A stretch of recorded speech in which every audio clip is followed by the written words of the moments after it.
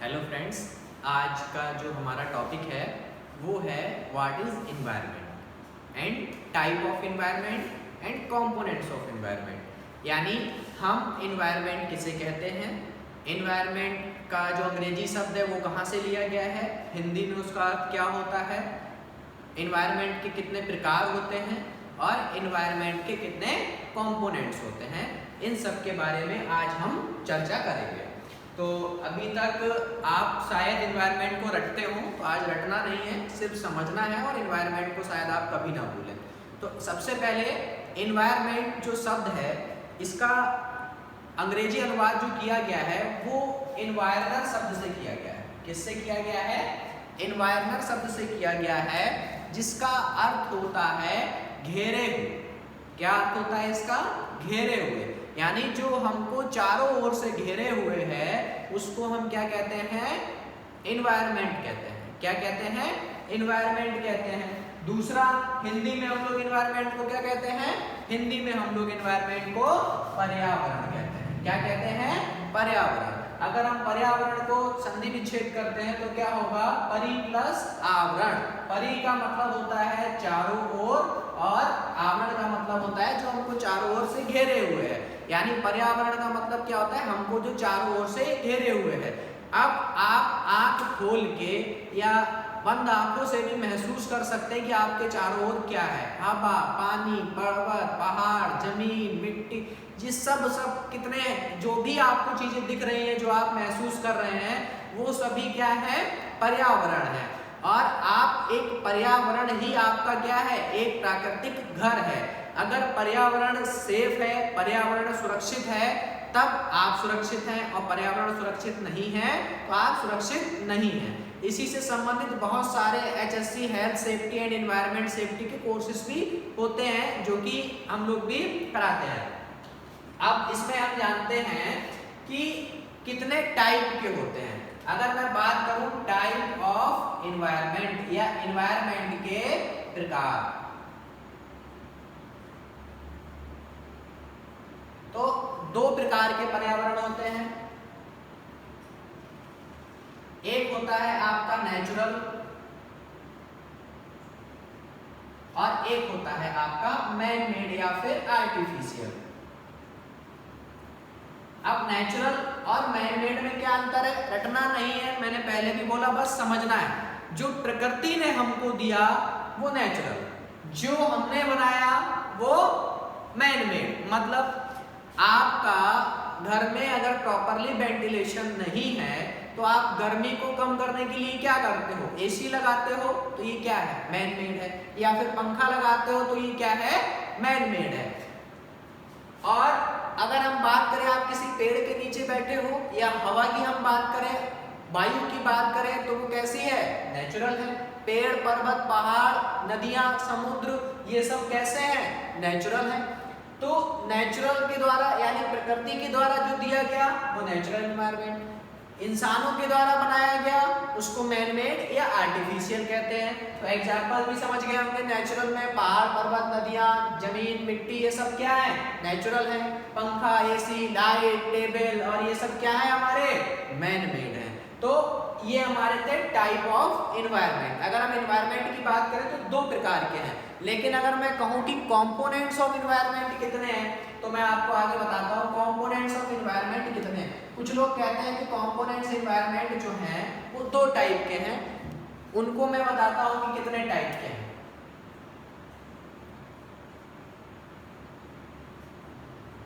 Components of environment यानी environment के भाग।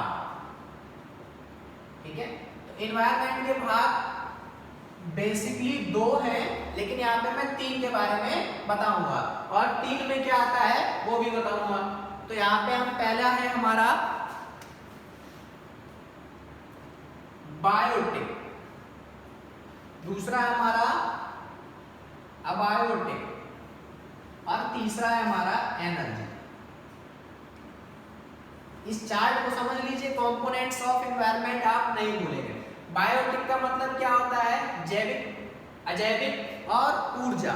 ठीक है, अगर आपको अंग्रेजी दिक्कत करे तो हिंदी में भी समझ सकते हैं। जैविक, अजैविक एंड ऊर्जा। ठीक है। अब बायोटिक में कितने टाइप होते हैं? तो बायोटिक में 2 टाइप होते हैं, फ्लोरा और फाउना। सजीव में आपने कभी पेड़ पौधों के बारे में और पशुओं के बारे में ही पढ़ा है। तो अगर हम बात करें वनस्पतियों की तो वो होता है हमारा फ्लोरा, यानी फ्लोरा में यहाँ पे किसकी बात कर रहे हैं? वनस्पति, जिसमें हमारे सारे पेड़ पौधे घास सब इसमें आ जाएंगे। फौना में हमारा आ जाता है जंतु। क्या जाते हैं? जंतु। हम भी क्या है? फाउना है। शेर, चीता, कुत्ता, सुअर, बिल्ली सब क्या है? फाउना है। तो कंपोनेंट्स मेन कितने हैं? 3, बायोटिक, अबायोटिक और एनर्जी। बेसिक अगर पूछा जाए कितने तो 2, बायोटिक और अबायोटिक। और बायोटिक कितने टाइप के होते हैं? तो वो 2 टाइप के होते हैं, फ्लोरा एंड फाउना। फ्लोरा मतलब वनस्पतियां, पेड़ पौधे, और फाउना मतलब जंतु। अब बायोटिक की अगर हम बात करें तो ये आपके 3 टाइप के होते हैं। कितने टाइप के होते हैं? 3 टाइप के, लिथोस्फीयर, हाइड्रोस्फीयर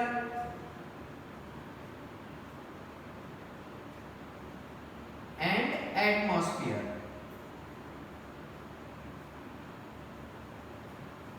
आपने पढ़ा होगा स्थल मंडल,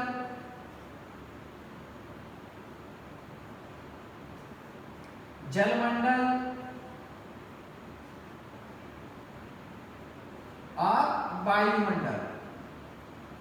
ये 3 मंडल आपने पढ़े होंगे।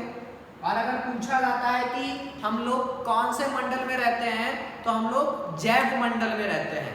किस में रहते हैं? आपको ये कुछ बहुत सारे लोग बताते हैं कि हम स्थल मंडल में रहते हैं। तो आप भाई स्थल मंडल पे आप खड़े हो, मिट्टी पे आप खड़े हो तो आप हवा ले रहे हो कि नहीं ले रहे हो? जलमंडल के उपयोग कर रहे हैं वनस्पति जीव जंतु की नहीं कर रहे हैं। तो जैव मंडल हम किसे कहते हैं? ऐसा मंडल जो बायोटिक को रहने में मदद करता है या बायोटिक की नीड्स को पूरा करता है, उसको हम क्या कहते हैं? जैव मंडल कहते हैं। जीव का मंडल, जहां पे जीव जिंदा रहे, वो इन तीनों का समूह हो सकता है, अकेले भी हो सकता है, उसको हम क्या कहते हैं? जैव मंडल कहते हैं। यानी जो जीव जंतु है वो कहाँ रहते हैं? जैव मंडल में। लेकिन अबायोटिक कंपोनेंट्स कौन कौन से हैं? तो वो है लिथोस्फीयर, हाइड्रोस्फीयर और एटमॉस्फेयर, मतलब स्थल मंडल, जल मंडल एंड वायुमंडल। अगर हम बात करें एनर्जी की तो यहाँ पे आप देखिएगा आपको रेडियो एक्टिव एनर्जी भी मिलती है, आपको सोलर एनर्जी भी मिलती है, आपको न्यूक्लियर एनर्जी भी मिलती है। आपने देखा होगा इलेक्ट्रिकल वगैरह सब आ रहे हैं। तो इस टाइप के जितने सोर्स हैं हमारे, वो हमारे किस में आते हैं? एनर्जी कंपोनेंट्स में आते हैं। कंपोनेंट्स ऑफ एनवायरनमेंट के एनर्जी के पार्ट में आते हैं। तो यहाँ पे आपने पर्यावरण समझा। पर्यावरण के टाइप हमने कितने बताए थे? 2 टाइप बताए थे। एक क्या बताया? नेचुरल यानी प्राकृतिक, और दूसरा हमने बताया मैन मेड। ठीक है। और अगर हम बात करें कंपोनेंट्स यानी एनवायरनमेंट के भाग, कंपोनेंट्स का मतलब होता है भाग। तो अगर हम बात करें कंपोनेंट्स ऑफ एनवायरनमेंट के तो वो कितने होते हैं? 3, बायोटिक, अबायोटिक और एनर्जी। बायोटिक मतलब जैविक, और जैविक वनस्पति या तो पेड़ पौधे होते हैं या जंतु होते हैं जीविक। बाकी ये तो सब क्या है? अबायोटिक है, अजैविक है। तो बायोटिक कितने टाइप के हैं? फ्लोरा और फाउना। फ्लोरा मतलब वनस्पतियां या पेड़ पौधे, और फाउना मतलब जंतु। अबायोटिक क्या होता है? लिथोस्फीयर, लिथोस्फीयर का मतलब स्थल मंडल, हाइड्रोस्फीयर का मतलब जलमंडल, एटमॉस्फेयर का मतलब वायुमंडल। तीसरा आता है एनर्जी। जितने प्रकार से हम एनर्जी पाते हैं, चाहे सोलर एनर्जी हो, चाहे रेडियो एक्टिव एनर्जी हो, चाहे न्यूक्लियर एनर्जी हो, इन सबको हम किस में रखते हैं? एनर्जी में रखते हैं। बाकी लिथोस्फीयर के भी अपने कई भाग होते हैं, हाइड्रोस्फीयर के भी अपने कई भाग होते हैं, और फिर एटमॉस्फेयर की अगर मैं बात करूं तो इसमें भी आपने पढ़ा होगा। सबसे पहले आपने कई तरीके के मंडल पढ़े होंगे, समताप मंडल, मध्य मंडल, बाह्य मंडल, क्षोभ मंडल, यानी 4-5 टाइप के आपने मंडल पढ़े होंगे।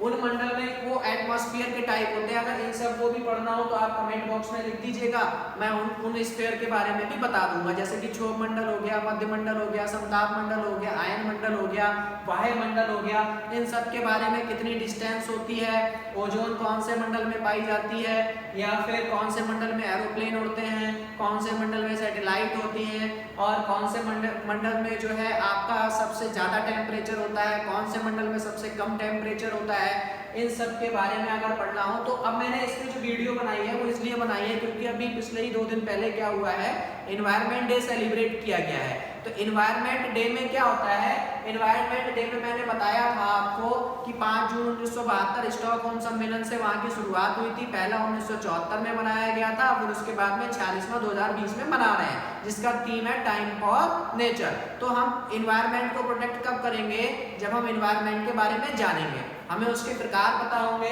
हमें उसके कंपोनेंट्स पता होंगे। तो कंपोनेंट्स में क्या होता है, अब ये इन सब का संरक्षण करना, एनर्जी से रिलेटेड संरक्षण हो, जैसे कि आप जा रहे हैं तो लाइट कमरे की बंद करके जाएं, ये भी हमारा एक छोटा सा पार्टिसिपेट्स होता है।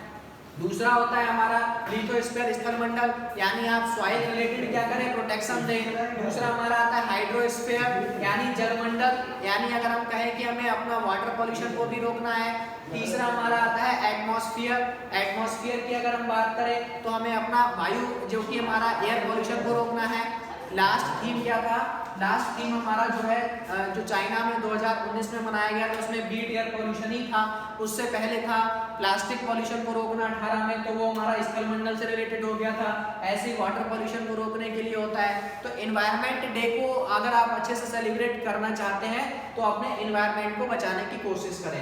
बाकी अगर इससे रिलेटेड कोई भी कंटेंट अगर आपको और पढ़ना हो तो आप कमेंट बॉक्स में डालें, चाहे वो लिथोस्फीयर का हो, हाइड्रोस्फीयर का हो, एटमॉस्फेयर का हो, या फिर फ्लोरा फाउना के बारे में भी और जानना हो, या इन सम्मेलन के बारे में कुछ और जानना हो तो आप मुझे कमेंट्स में कर सकते हैं। तो मुझे उम्मीद होगी कि आप एनवायरनमेंट समझ गए होंगे, एनवायरनमेंट घेरे हुए, और पर्यावरण क्या अर्थ क्या होता है, कितने प्रकार का होता है, उसके कंपोनेंट्स कितने होते हैं, कंपोनेंट्स के सब पार्ट कितने हैं।